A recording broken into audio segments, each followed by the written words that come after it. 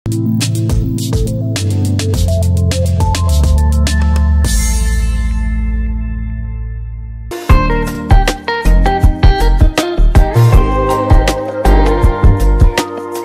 मुंबईमध्ये राहणाऱ्या अश्विनी बिंद्रे या महिला पोलीस अधिकाऱ्याची हत्या झाल्यामुळे साधारण 9 वर्षांपूर्वी संपूर्ण महाराष्ट्र हादरला होता।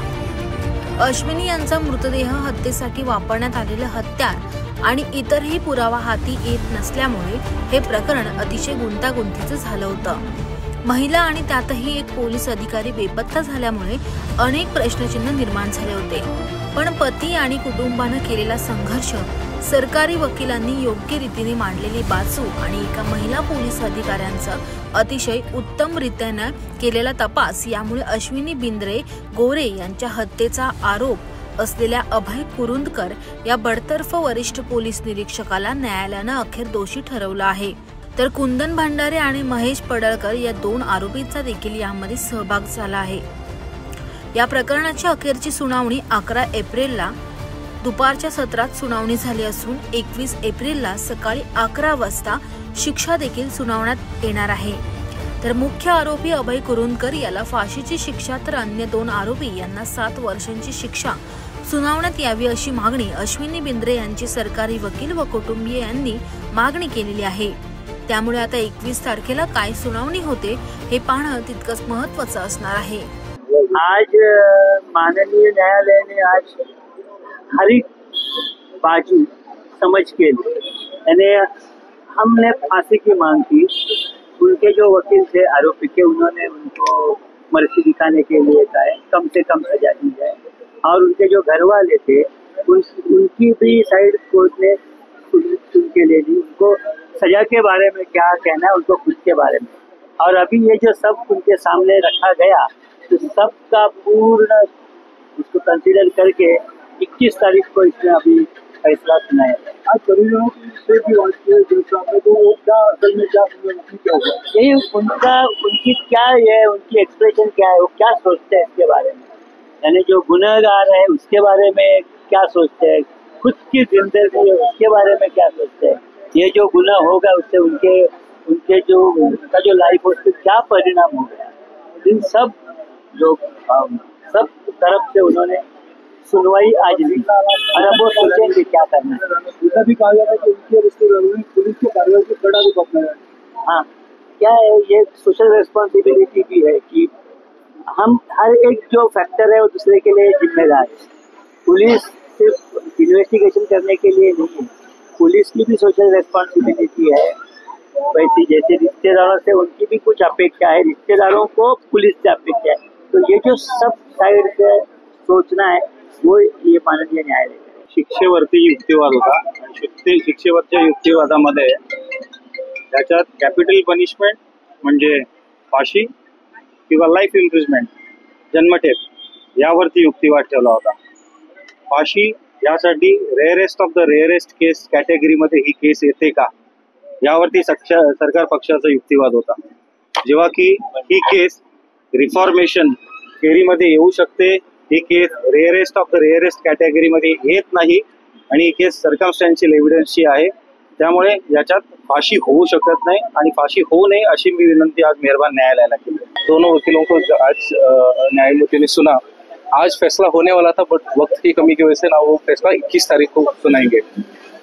परिवार की तरफ से हम सभी ने इसके ऊपर कोई कॉम्पेंसेशन एक्सेप्ट करने से मना किया है और हम यही बोल रहे हैं कि इसमें जो क्रिमिनल है कुरुंदकर, उसको फांसी की सजा ही सुनाई जाए।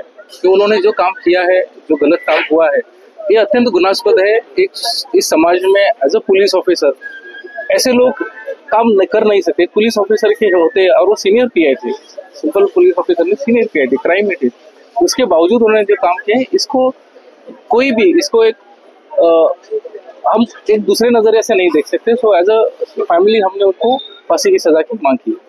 पुलिस की छानबीन के लिए आपका बड़ा रुख है, इस बारे में क्या होता है? तो एफआईआर फाइल होने के बाद अरेस्ट होने में 2 साल लगे। सो पहले से ही पुलिस ने, बिकॉज ये जो आरोपी है ये पुलिस ऑफिसर रहे हैं, इधर नवी मुंबई में वो पुलिस ऑफिसर थे, तो उनको पहले से ही पुलिस डिपार्टमेंट से सपोर्ट है। जो तरह के स्टेप्स होने चाहिए थे और जो अरेस्ट होना चाहिए था वो नहीं हुआ है। उसकी वजह से आरोपी को काफी वक्त मिला, जो भी सबूत थे उसको उन्होंने खारिज किया है, उन्होंने उसको नष्ट करने की कोशिश किया है। उसके बावजूद पुलिस के पास जो क्राइम वाली जगह थी वहाँ पे सर्च करने का जो काम था उन्होंने बिल्कुल नहीं किया है। आज भी बॉडी पता है उन्हें कहाँ है, और उन्होंने सर्च करने के लिए वहाँ पे कोई भी एफर्ट नहीं डाले हैं। तो ये सब दिखाता है कि पुलिस ने आरोपी को सिर्फ बचाने की कोशिश की है। मैं आभारी हूँ सारे न्यूज चैनल्स का। जब हम आपके पास आए, आप लोगों ने इस केस को जब न्यूज चैनल्स पे लाया, तब जाके इस सिस्टम पे प्रेशर आया और तब जाके 2 साल बाद उनका अरेस्ट हुआ। उसके बावजूद भी ये डिपार्टमेंट उनको हमेशा बचाता रहा है। उसके बाद 1 साल लगा चार्जशीट कोर्ट में आने के लिए, मतलब टोटल 3 साल लग गए एफआईआर फाइल होने से चार्जशीट कोर्ट में फाइल होने तक। इसलिए हम बार बार बोलते आ रहे हैं कि नवी मुंबई पुलिस का नजरिया इस केस में बहुत ही खराब था। उन्होंने पीड़ित परिवार की तरफ कोई भी सहानुभूति नहीं दिखाई और उनका जो काम था इन्वेस्टिगेशन का वो बिल्कुल नहीं किया। आपने पुलिस के मामले में जब कहा है तो उस वक्त जो कमिश्नर हेमंत नगराले उन पर खास तौर पे बड़ा करना है, तो किस बारे में? हेमंत नगराले उनको हम मिले थे 6 महीने बाद। जब हमने एफआईआर फाइल करने के 6 महीने बाद जाके हम उनसे मिले और कहा कि आपका डिपार्टमेंट बिल्कुल भी कोई इन्वेस्टिगेशन नहीं कर रहा है, हमारी बहन मिसिंग है, इसके बाद आपने कुछ भी ये नहीं किया। तो उन्होंने इतना बताया कि I have followed this case और इस केस में प्राइमा फेसी ऐसा कुछ हुआ है ऐसा लगता है। इस तरह का उनका घटिया जवाब हमको जब मिला, तब हम जाके ऑनरेबल हाई कोर्ट में जब हमने रिट पिटीशन दाखिल किया, उसके बाद और मीडिया चैनल में जब न्यूज आई, उसके बाद इस केस में पुलिस ने इन्वेस्टिगेशन शुरू किया। पहले से उनका रवैया हमेशा क्रिमिनल्स को बचाने का ही रहा है। आखिर तक इस मामले में शव बरामद और क्या इसका असर पूरे मामले में दिखाई देता है? नहीं, मुझे नहीं लगता। आज वही बहस हुई। पब्लिक प्रोसिक्यूटर भरत साहब ने वही बताया कि इसके पास में भी कुछ ऐसे केसेस जो ऐसे स्टेटमेंट जो है कोर्ट के, उन्होंने वो बताया कि अगर बॉडी नहीं भी मिलती है बट सर्कमस्टेंशियल एविडेंसेस से, बाकी एविडेंस के जोर पे उसको फांसी की सजा या उम्रकैद हो सकती है।